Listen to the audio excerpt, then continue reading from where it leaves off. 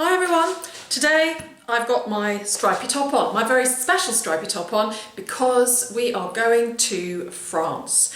Last month I was invited to France by Chill Bill, who has a great mudlarking channel too, mudlarking and metal detecting, along with also Sci-Finds, and we were invited to France to go and explore the area there. So that's what we did. So without further ado, on y va!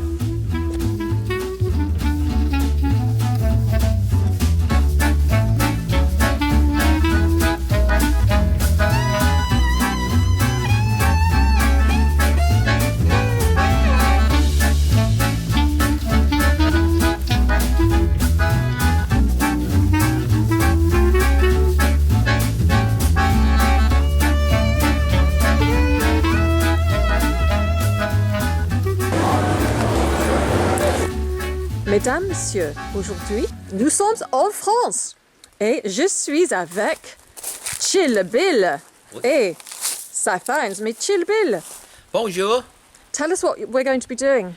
Well, Chill Bill. You're here in the middle of nowhere, in the middle of France, with thousands of acres to go for, and you name it, it's on it. And you've seen my videos, guys and girls, and you see what I find. So we're going to find nothing but old hammered coppers and thimbles. But newcomers, beginner's luck, can be absolutely what you need to find the good stuff. First of all, we're going to go to a little Roman spot, and then we're going to go to some other spots, and we're going to go into a deep forest, undetected, medieval Roman period forest, and see what we can find. I am very excited. We might find something that King Louis or Marie Antoinette dropped, maybe. Well, there's lots of Louis. You know, there was Or 17 of them. Jean-Pierre. So you're bound to find a little bit of Louis. And Simon, we're in France. What are you excited about? Croissants or? I've only ever detected in the Caribbean before, underwater. So this is my first trip abroad detecting. The XP is coming home, back to his native land. So let's hope he can winkle out a few, hopefully some Roman coins or some native coins. Anything I'll be happy with. So yeah, let's get out and go and find it. Yeah, Let's be lucky. brilliant. I'm pretty excited about this.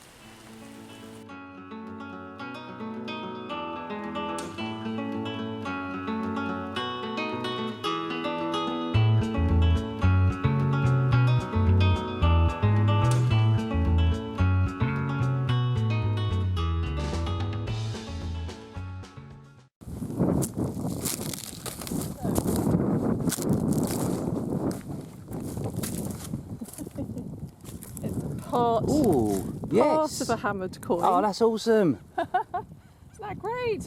My first part of a hammered coin. So that's got that on that side, and then Silver. and it's that on that side. It's a shame it's not. I guess it's the plough that breaks all these, but still, it's still part of a silver hammer coin, isn't it? Yeah, flip it over. Oh, yeah. Want a bit of water for it? I just licked my fingers. Right, so Nicola has found a beautiful tournoir from about 1350, which is a two-tower on the middle of it. And this is a classic French silver coin. And it rang up really low, and she said, oh, I said, that's a nice thing. What is it? She said, 40. Should I dig it? I said, that's aluminium, right? And there it was. Be a beginner. She thought, what does he know? And it's a nice 1350 gross tournoir of Louis the whatchamacallit, or whoever it was. I think a load of them had this coin. Let's have a look at it. It's a little bit broken. So yeah, it's been hit by the plough, but you can see here these little dots. That's the towers. Let me turn it around a bit. Ouch. So there we are. You see the castle there, and on the other side there'll be a cross. And there's your cross. And that is a silver hammered French coin from 1350, of which I've never found. Well done, Nicola. We're both jealous, aren't we? Yeah, very much so. Green with envy. So anyway, nothing better than a bit of beginner's luck. So, beginner's luck, part 2, part 1. Well done, Nicola. Great find. Thank you very much.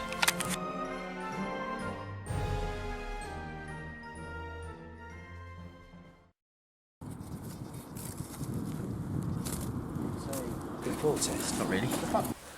Gonna see But anyway. what Clem's got here. What's that? Well, I'm sure. it looks like it's got something down the side of it, as some sort of pattern. I would guess that's some kind of buckle. Oh, it could be part of a buckle, couldn't it? and it's looking silvery, and it's definitely got a sort of pattern down there.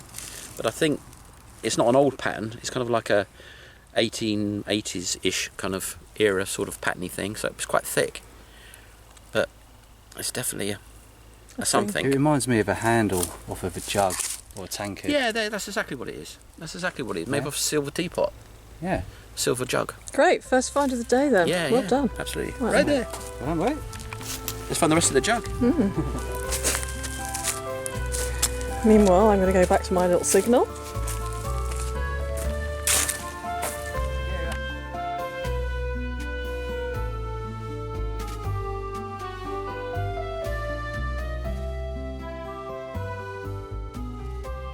It's got like a coat of arms in the middle, hasn't it? Yeah.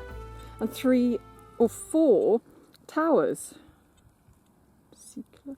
Okay, so you reckon we might be able to unfold it when we get Possibly, back yeah. It might snap. Because at the bottom it's got maybe the name of where it's come from. Yeah, you better heat it out when it depending if it's really hot. That way you stand less chance of breaking it, but there's still a good chance it will snap. But Okay. yeah, well, we'll show Clem, see what he reckons, and then Yeah. Hey. My first really exciting. Well, I did find a bit of a coin this morning, but my next best exciting find, apart from my spindle whorls. well, say something in French. Bon, je suis très excitée parce que j'ai trouvé ça. On ne sait pas encore ce que c'est, mais c'est peut-être quelque chose de très intéressant. Alors, on va voir. À plus tard, tout le monde. Excellent. Super. Voilà. Oh, Simon's found another coin. I think he's sprinkling them around. So Si has found a liard de France, which is a coin hammered around the French Revolution, probably before. So this would be probably Louis XV, late 1700s. It's nice, you can actually read it. Yeah, brilliant. You can see that liard at the top, de France below, can't see that so well. So there's a nice little hammered copper from the 18th century. Or 1700s, which I prefer to say because it sounds older. Great. First signal of the day, so it can only get worse from here. That's right. The only way is down. Yeah. So I just had a signal here, and bearing in mind I am a very novice metal detector, and so I've just found this, which looks like potentially quite potentially quite interesting. So now I've got the experts coming over, and they're going to doubtless tell me what it is. But it looks to me like it could be maybe an old brooch or something. Let's see what the experts say. It's probably a nut from a tractor or something. Now Clem is going to tell me a little bit about what I found. He's recognised it. Well, my viewers will know exactly what this is, and they'll know it's not Celtic ring money like they try to sell it in some places. This is a spindle whorl, and this is a lead lump, and it fits over a spindle, and you take your wool and you'd make a little bit of a string with it, and you put it under this, and you'd lock that on, and then you'd use that to twist up some string or some wool or whatever for spinning, hand spinning. And they used to spin lots of things like string to sew up bags in the actual field, so you'd lose quite a lot of these. This is a late one. This is sort of probably 1600s, 1700s. Well, that's amazing. And the earlier they get, the more simple and crude they generally are. Gosh, thank you very much. And this is a small spindle whorl. Well done, Nicola. Thank you. Or if you want to dream, Celtic ring money. Okay. Well, I found this silver thing, and I think this is the top of a silver button. Always nice to find silver. No, I don't think it's aluminium. Could be, of course, and when I get it back, I'll find out it is, but I think this is the top of a silver button that's come adrift from its base. So not bad. A piece of silver is always good. Hooray! I found a spoon. Look, I found a spoon. A nice old bent spoon. I find plenty of these on the Thames foreshore, so there are similarities after all. So Nicola has just found her second spindle whorl. I'm the spindle whorl girl. Spindle queen. So I've got one here. Gimme. Yeah. Got one here and another one in here somewhere. So I've got 2 spindle whorls. So I've gone? Where's my other one? Or major. Oh, here they are. Look, Major Celtic ring money finding woman. isn't that exciting? There you go. Spindle whorls, great. I can't wait to look them up and find out a little bit more about them. Nice one. 2 nice finds. I've just found my my third spindle whorl of the day. I'm going to have to look up spindle whorls now.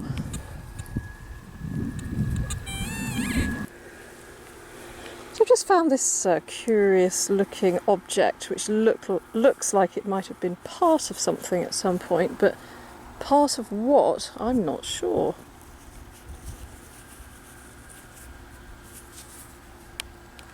There she is. Hey Puss, we just found a coin, haven't we? Look. It's exciting. The early bird catches the coin. Look at this, Puss. Look.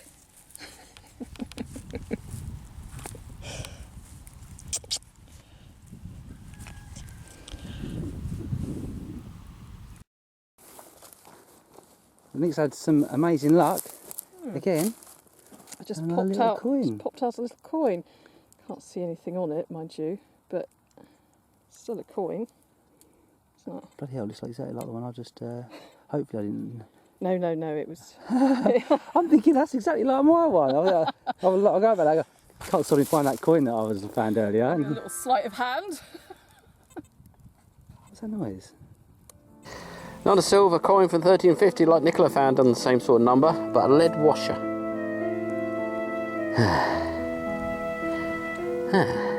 Lead washer. Oh, mine up. Something. What have you got there, Simon? In the clod of earth. Let's have a look. Well, this is what probably can be a 5 centime, which I know because I'm a numismatist. Numismaticist. That's the one. And you listen to Oh, him. there you go, you missed it. I'm just getting the clod off now. He's declodded his 5 centime. So there we go. Oh, there we go. It's got some numbers and stuff on it. 5, I guess. Oh, that's nice. 10 C. 10, there you go. Oh well, we've Twice as much money. Can you still spend it? No, zeros. Well, it's got a nice pen on the other side. RF. République Française. That's it. So I've been busy metal detecting, and Sci-Finds is being a bit corny over here and making some corn art. Oh.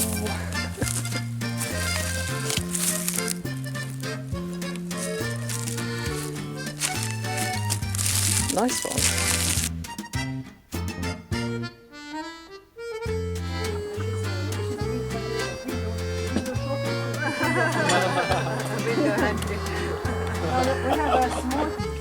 This is the String.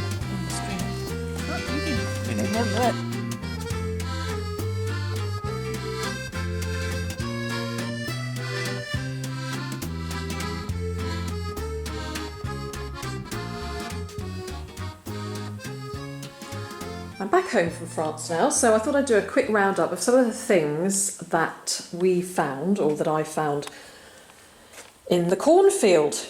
It was great to spend time in France because I used to live there. I lived there for quite a long time when I was younger. I lived in Paris and I lived in the Alps as well, so it was great to return. And I'm going to start off with my little part of a hammered coin.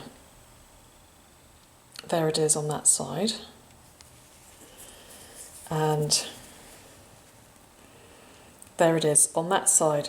Now I think it's possible that this comes from a Louis IX denier tournois, or perhaps part of a gold tournois from the 13th century. And Louis IX was a 13th century king. He was also known as Saint Louis. He was a very devout Catholic and he took part in the Crusades, a series of religious and political wars. I always like to go off on a tangent when I find something and find some history that's slightly related to the UK. And Louis IX's wife Marguerite was the sister to Eleanor, who was married to Henry III of England. But getting even more now waylaid with information that's not at all relevant is that Louis IX gave Henry III an elephant in the 13th century. In 1255, Louis IX gave Henry III an elephant for his menagerie in the Tower of London. And apparently, whilst in residence, the elephant enjoyed red wine and prime cuts of beef. And he apparently died in 1257 from drinking too much wine. Poor elephant. And it was one of the first times that an elephant was seen in the UK, and who knows how Louis got it, but it's thought that it came back with him or was sent from abroad after one of his crusades. So there you are. There is some totally irrelevant information, but I got a little bit carried away on a tangent. So there is the Louis IX denier tournoi, or part of a gros tournoi. And I shall post a picture of an entire one.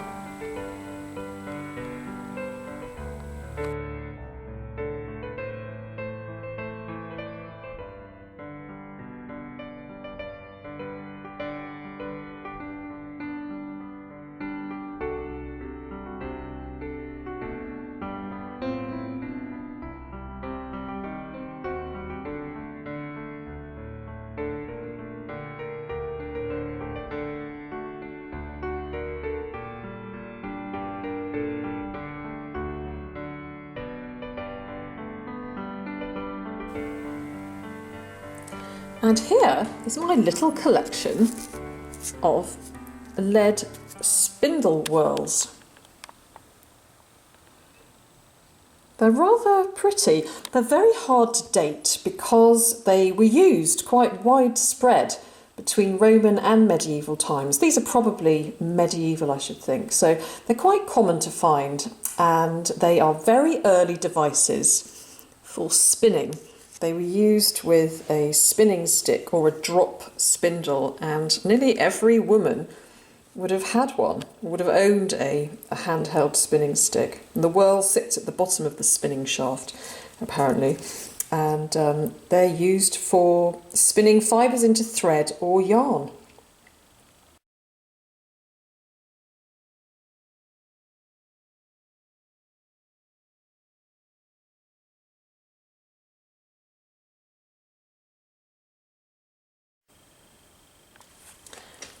Now here we have this,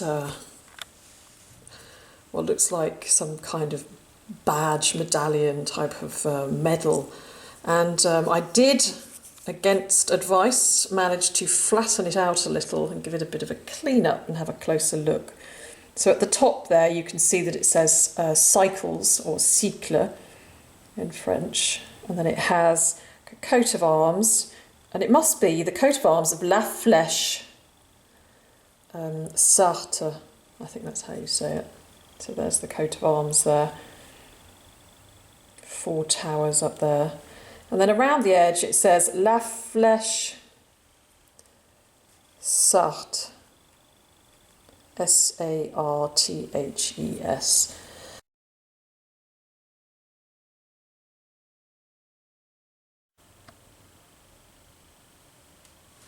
And here's my bent spoon, obviously bent by the plough.